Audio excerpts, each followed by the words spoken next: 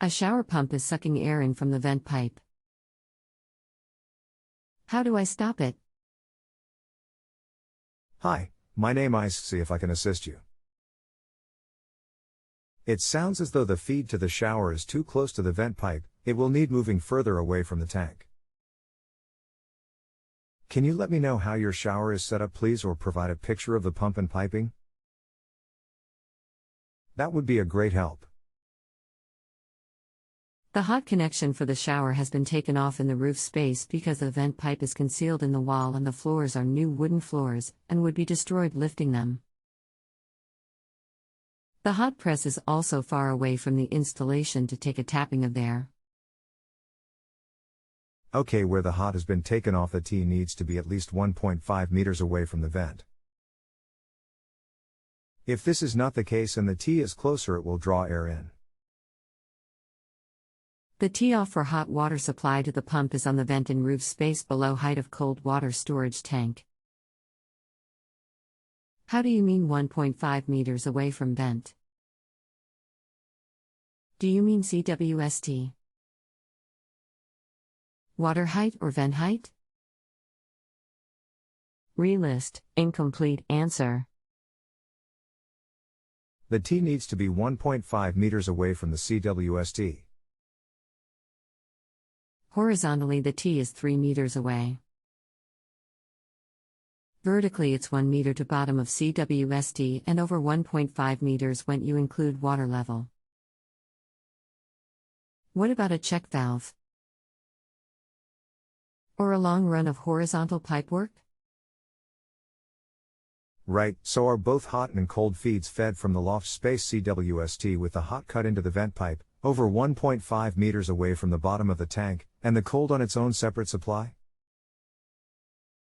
Also, what is the make of the pump/shower unit you have? Chamberlain Maintenance 41370.3428931597. The shower has a designated cold. It's going to a salamander pump. The hot T is cut into the vent as soon as it comes into the roof space, as it can't be got lower, which is about 1 meter lower bottom of CWST. Okay, this may be the problem. Salamander require their pumps to have a 1.5 meters head before any draw-off. You cannot fit anything to the vent either, as this contravenes the water bylaws and can cause the hot water tank to explode should it overheat or pressurize. Is it not possible to get a draw-off in the airing cupboard at all? No chance of getting a hot draw-off anywhere than roof space.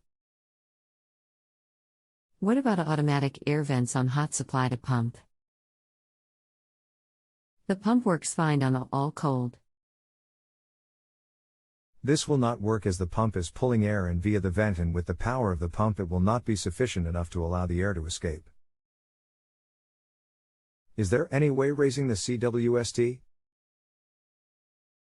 Unfortunately not, it is up to the eaves sitting on the old Galvo tank it replaced. What about dropping the vent below water level in CWST? Would it then be easier to suck from hot water cylinder side of vent? Dropping the vent will cause a flood. The water level in the vent will come to the same level as the top of the water in the CWST. What is restricting the T being dropped into the cylinder cupboard? Sorry, what I meant was extend the open end of the vent going into the CWST so it is below water level in the CWST. The cylinder for the house is at opposite end of house and down a floor. The amount of floor to lift would be a fair amount of work, and laminate flooring is down on top of floorboards. By law, there has to be an air gap between the vent pipe and the water level. Dropping the vent pipe into the tank could cause your cylinder to implode. I take it that the pump is in the loft space. Neil, sorry for taking so long to get back to you. Hectic week. From your answers, I take it there is no other alternative but to lower the connection for hot water. Thanks very much for all your advice. Mark. If you have a home improvement or appliance question and want to chat with an expert, now visit justanswer.com/YTHI.